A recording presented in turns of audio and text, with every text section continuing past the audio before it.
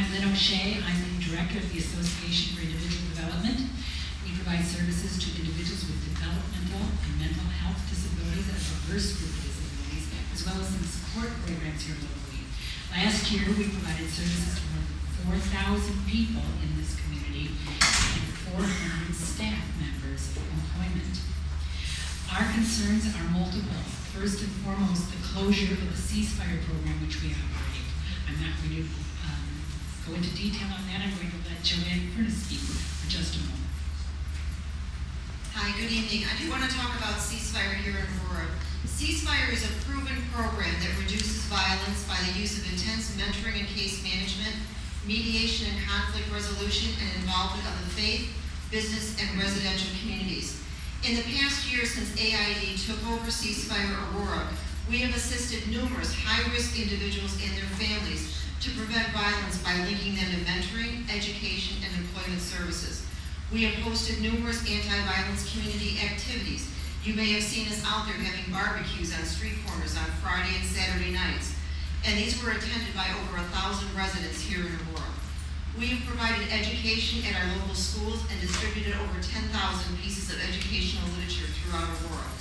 AID Ceasefire Aurora made a powerful impact in decreasing gang violence in the city of Aurora, and the elimination of this program leaves these high-risk individuals with nowhere to turn. The young woman to my left right here is Lupe Cruz, one of our outreach workers, who is available 24 hours a day, 7 days a week to her clients. Where do they turn now, since they don't have Lupe? We need Ceasefire to return to Aurora. Thank you very much. About the Ceasefire program, the budget included the program. We continue to operate it through the month of September. When we found out that it was terminated, so retroactively our funds were taken away. We actually spent money when we thought we had, and then it was gone. The second major area of concern is our disability programs. And the disability community has been hard hit by the governor's vetoes. More than $45 million in cuts affect the disability community statewide. Almost 400,000 just at AID alone. The vast majority of those funds would have been for cost of living increases, cost of doing business increases. Our staff have not had a raise in almost 3 years, in spite of the fact that their costs are going up, health insurance costs are going up, agency costs are going up. We have had to eliminate 25 positions this past year to balance our budget because no new funds are coming in, and yet the costs continue to rise. I'm going to ask another one of our directors to talk about the impact on staff and on our Keeler program, where we have the most significant disabled individuals. Thank you. To truly know the impact that these budget cuts are going to make, you really have to look at the bigger picture. One of the things that's being cut is transportation. This is something that we are mandated to provide. However, this is not actually funded in this state. Not only does this impact the outcomes of their individuals, it also greatly increases the expenses for our agency, especially as gas prices rise and as we need to procure more vehicles for people that utilize wheelchairs. This also hinders the ability of our agency to place people into community jobs, as they do not have adequate transportation to get to those jobs. In addition, cutting the funding for these programs means that we have to train and retrain staff.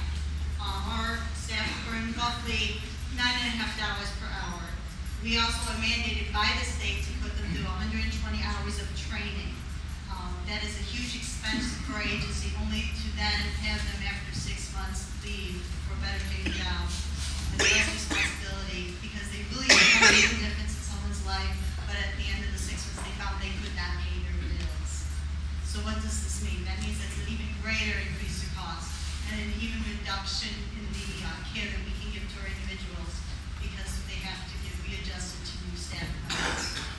The more that we have in these expenses for utilities, for transportation, for staff hiring and retraining, it means there's going to be less to serve people with developmental disabilities.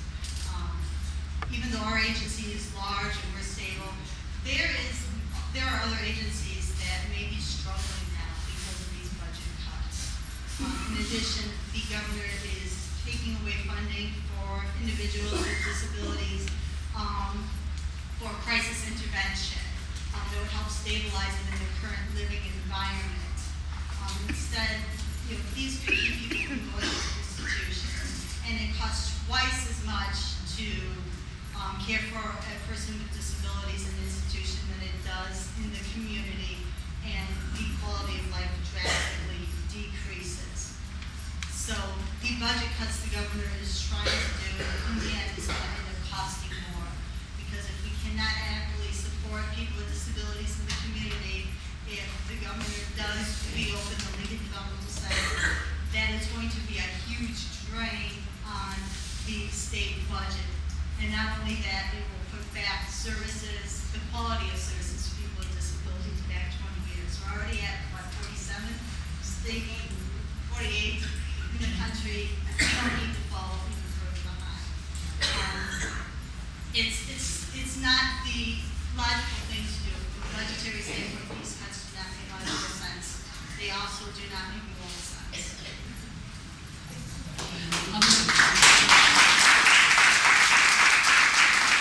Other services that are going to be affected as a result of the governor's vetoes include services at our TAC house. Our ICFDD residential program for 16 individuals will be affected.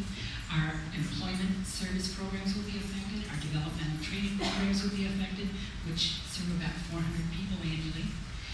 A 3% cost of living increase for the staff in our alcohol and substance abuse program has been eliminated. Expansion of the home-based service program was eliminated, and this affects students needing special education. And all these years of special ed will now go on waiting lists for services. And that's in addition to the dozens of families that applied last year and are still waiting for services from last year. Funding for the emergency group homes was also eliminated, and you heard the parents speak earlier about that. Without emergency funds, families have to place their sons and daughters miles and miles, hundreds of miles away in southern Illinois, eastern Illinois, for lack of local services here. In addition, our mental health services will be severely affected.